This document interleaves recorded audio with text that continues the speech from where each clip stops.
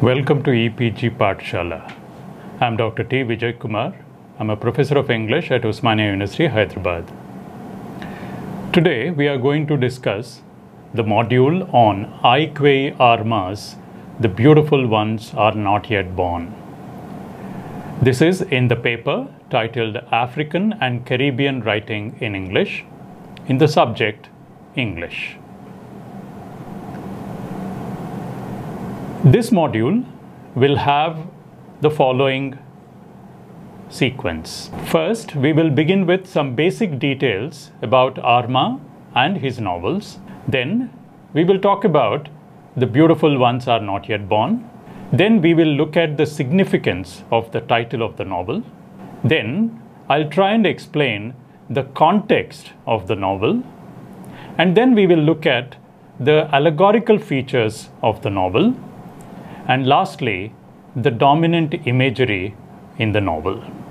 So this is the sequence that we are going to follow in this module. First, basic details about Arma and his writing. Aique Arma is a leading writer from Ghana, born in 1939. His first novel, The Beautiful Ones Are Not Yet Born, was published in 1968, and with that novel, Arma became internationally well known. He followed it up with other novels like Fragments, 1970, Why Are We So Blessed, 1971, 2000 Seasons, 1973, The Healers, 1978, and Osiris Rising, 1995. Arma, as I said, is a writer from Ghana, and The Beautiful Ones Are Not Yet Born was his first and also, even today, his best known novel. This was published in 1968, and it is the story of an unnamed railway clerk who is, throughout the novel, who is simply named the Man, and his inability to fit into a society where bribery and corruption have become the norm. The man, despite the family pressure and ample opportunities, manages to remain a non-participant in what seems to have become the national game of corruption. He is obviously considered a fool, a failure, a coward, both by his family as well as his colleagues. And what is puzzling is that the man himself seems unsure of whether what he is doing is right or wrong. He is completely confused about his attitude towards the corruption that he sees all around him. But at the end, his self-doubts are resolved quite unexpectedly when his classmate, who has now become a very powerful minister in the government, comes to seek shelter in his house because in a military coup, the government of which he was a part is now dethroned and he is running for his life. The Beautiful Ones Are Not Yet Born is a profoundly pessimistic novel. It captures the mood of Ghana, but not only of Ghana, but of several other countries in the first decade after their independence. Ghana was the first major country in Africa to become independent. It became independent in 1957. Ghana, as you know, was earlier called Gold Coast. And Ghana becoming independent in 1957 was a kind of an inspiration for other African nations to seek independence. And Ghana is a relatively prosperous country and a rich country too. But what the 60s and The Beautiful Ones Are Not Yet Born is definitely a novel of the 1960s. The 1960s in Africa was the decade of independence, because several African countries became independent during the 1960s. But the 1960s was also what was known as the decade of disillusionment, because many African countries which became independent soon slipped into disarray, and where the civilian governments were dethroned by the army, and the civilian government gave way to military dictatorships. So the euphoria that surrounded independence in the early 1960s soon dissipated, and there was a mood of disappointment, of frustration, of deep disillusionment that seems to have been very prevalent in the 1960s in several countries in Africa. That's why literary works of that decade reflect the mood of disillusionment of the 1960s, and there are very few other novels which capture the mood of the 1960s as well as The Beautiful Ones Are Not Yet Born. That is probably why the novel became one of the cult novels of the 1960s of Africa. Arma was described by the well-known Nigerian writer Chinua Achebe as a brilliant Ghanaian novelist, but Achebe also called him an alienated native. And this view of Achebe wrote this in one of his essays, which was titled Africa and Her Writers. Arma, of course, replied in a very angry manner, and he took up the issue with Chinua Achebe and argued that he was as much a native as anybody else was, that he was not an alienated, foreign educated Bean-to, but he was very much a Ghanaian. Now let us look at the title of the novel. The Beautiful Ones Are Not Yet Born, and you may have noticed that there is a spelling error in the way in which the word beautiful is spelled. This is not a typo, but this was a deliberately misspelled word.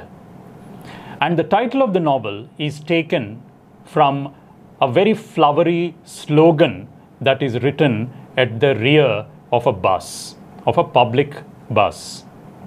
And as you know, lorries, trucks, and buses very often sport a very philosophical and sometimes very profound statements, at the rear of their vehicles. And this slogan appeared at the back of a bus, and from there Arma took this title, The Beautiful Ones Are Not Yet Born, and ironically the word beautiful is spelt wrongly. And there is also the deliberate juxtaposition of the philosophical profundity of the slogan and the mundane context where it appears. Remember, this is a very the beautiful ones are not yet born is a highly philosophical statement, but it appears at the back of a road transport bus, and also it is corrupted in terms of its spelling. So there is an ironical gap between what the title seems to say, what the slogan seems to say, and the way it appears. But Arma also said that the title, to quote Arma, expresses the meaning of the text as accurately as any title can. In fact, the title can connect us to two very different incidents in Ghana. Not exactly Ghana, but in Africa. The title, for example, may refer to the bust of Queen Nefertiti. This bust is one of the most beautiful pieces of excavation that has been found in Egypt. And the name Nefertiti literally translates to the beautiful one has come.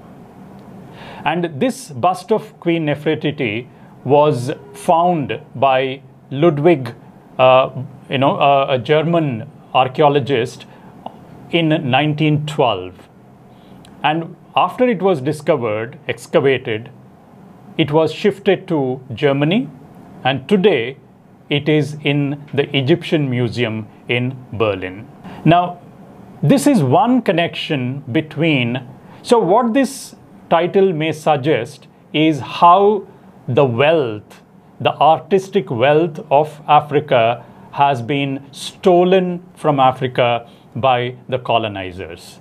So that could be one link between the title of the novel and the bust of Queen Nefertiti, which literally means the beautiful one has come.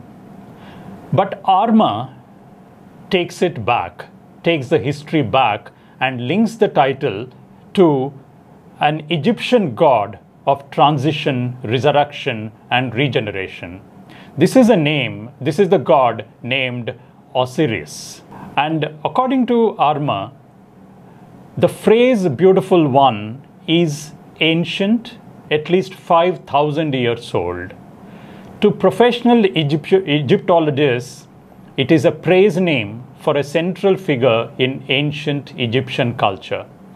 The dismembered and remembered Osiris, a sorrowful reminder of our human vulnerability to division, fragmentation, and degeneration.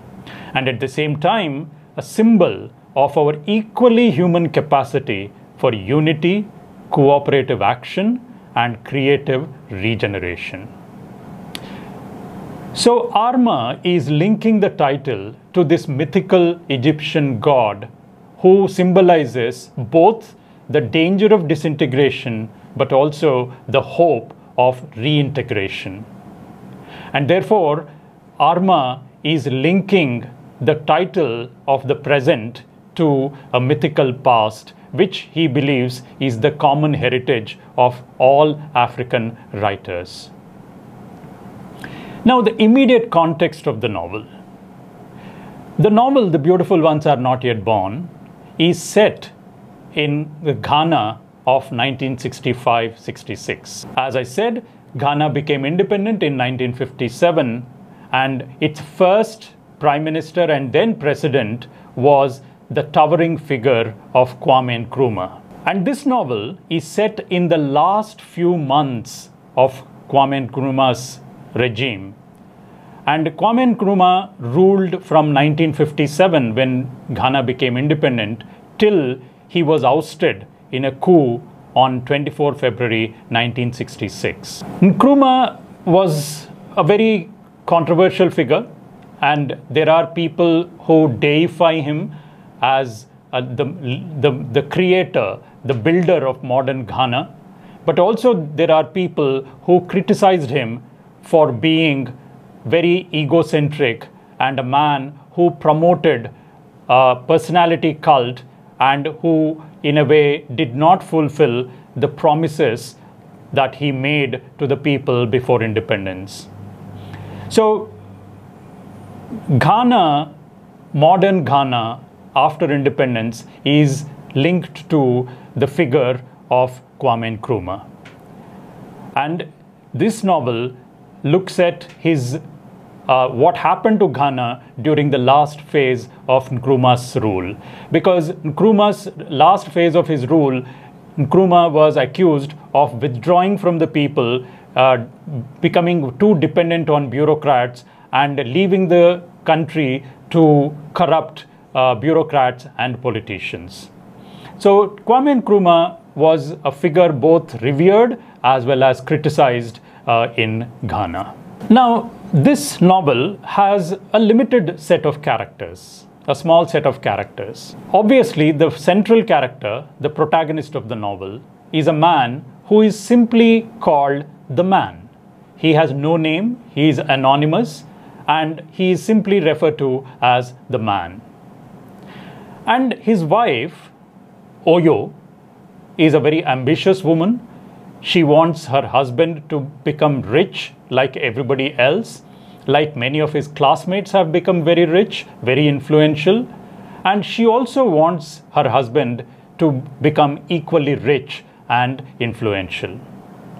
The man, however, is unable to be corrupt, not because he believes in what he is doing, but simply because he is very passive, he is inactive, and very often he is defined by not what he does, but what he does not do. And what he does not do is to take bribes or indulge in corruption. So the man is often beset with self-doubts, whether what he is doing is right or wrong, whether what others are doing is right or wrong, and whether he is correct in denying luxuries and pleasures of mundane things to his family and his well-wishers. So the man is often confused, and to seek clarification, he goes and confides in a man who again is simply called teacher. Teacher too does not have any name. So the man goes to teacher, confides in him, and the teacher ironically has no answers to give, because the teacher is as confused as the student. But the teacher tells the man of his own life and how he became aloof, from the rest of the society. He lives a lonely life, a life cut off from others, and this is what he tells the man. Then the next important character in the novel is a kind of a counterfoil to the man. Here is a man called Joseph Coomson. Now, Joseph Coomson was a classmate of the man, but he began as a dock worker, but today he is one of the influential ministers in the government because he has risen by mouthing the right slogans at the right time and doing the right thing at the right time. So Coomson today is a very powerful minister, and he in a way contrasts with the failure of the man. And Coomson's wife, Estelle Coomson, is a kind of a caricature of a socialite who is very superficial and very pretentious and a very snobbish wife of the minister Coomson. There are a few other characters like the mother-in-law of the man, etc., but these are really the major characters in the novel. This novel, although it looks like a very realistic novel, is really an allegory of post-independent Ghana. Allegory, as you know, is a story which has more than a surface meaning. And two major features of an allegory are, one, abstract names, and two, a belief in transformation. So allegories use abstract names, personifications, and they also have an underlying belief in transformation. But the Beautiful Ones Are Not Yet Born, defies these two conventions of an allegory. It looks like an allegory because it uses, for example, very allegorical names, very descriptive and abstract names. For example, the protagonist, as we said, is just called the man, and his confidant and guide is simply called teacher. Then there is a luxury hotel which is brightly lit, and it looks completely out of place in our surroundings which are very poor. And this hotel is, has a very descriptive name, which is, the title, the name of the hotel is Atlantic Caprice. And then there is a boat, a fishing boat, which the minister Coomson wants the man to enter into a business deal with. And this boat, which is seen as an instrument of social mobility, is called Ahead. So these are all obviously very allegorical names where the names reveal what the characters are supposed to be. But, as I said, The Beautiful Ones Are Not Yet Born is not a simple allegory. Unlike in a traditional allegory, in this novel, there is an ironic gap between what the names suggest and what the people are. For example, the man, the protagonist. The man is hardly the everyman, and he is definitely not the ideal man. But most appropriately, he is a confused man. He is a man who is completely aloof, and therefore he is not really a man of the people, but he is an unrepresentative man. Similarly, the teacher has no students because the teacher has cut himself off from the rest of humanity, and he lives a lonely, aloof, and in a way a very barren life. And the teacher is no better in terms of clarity.